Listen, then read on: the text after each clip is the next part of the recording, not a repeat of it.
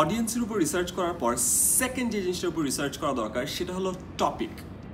আমাদের ম্যাক্সিমাম যে public speaking এক্সপিরিয়েন্সগুলো আমরা দেখি সেখানে দেখা যায় যে স্পিকার একটা জিনিস কথা বলার পরে ওটার কোনো ফলো আপ থাকে না বা কোনো কল টু অ্যাকশন থাকে না, বা ওই জিনিসের উপর যদি আরও আমরা ব্রাশ আপ করতে চাই, আমরা কোন জায়গা থেকে কন্টেন্টগুলো দেখবো বা নতুন কিছু শিখবো, ওরকম কিছু থাকে না।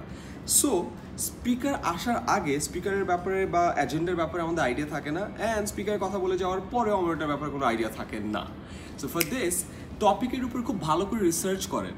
আমি যখন যে স্পিচ দিতে যাই ওই স্পিচটাকে আমি ইউটিউবে সার্চ করি এবং দেখি যে টেড টকে, টেডএক্স টকে কে এইসব বিষয়ে আরও আগে কথা বলেছে এবং কেমন কথা বলেছে।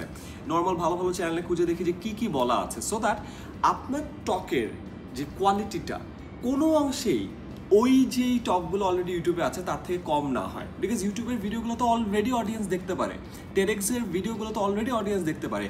কেন এত কষ্ট করে ট্রাফিক জ্যাম ঠেলে টাকা খরচ করে একটা জায়গায় এসে মানুষ আপনার কথাটা শুনবে?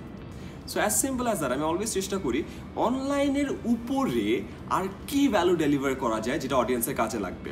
So research on your topic, ফেসবুকে সার্চ করেন, ইউটিউবে সার্চ করেন, টেডের ভিডিওগুলো দেখেন, ওই টপিকে আরও ভালো ভালো স্পিকাররা কী বলেছে পুরোটা দেখেন, অ্যান্ড দেন ওইটার উপরে কি ভ্যালু দেওয়া যায় ওটার কথা চিন্তা করেন।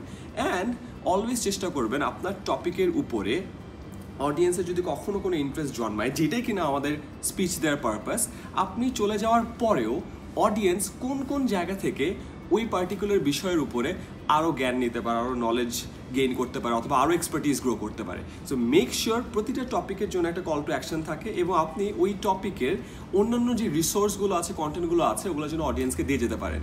সো টপিকের ক্ষেত্রে এই রিসার্চগুলো যদি আমরা করি, দেখবো যে অডিয়েন্সের জন্য আমরা আমাদের স্পিচের মধ্যে আরও অনেক বেশি ভ্যালু দিতে পারবো।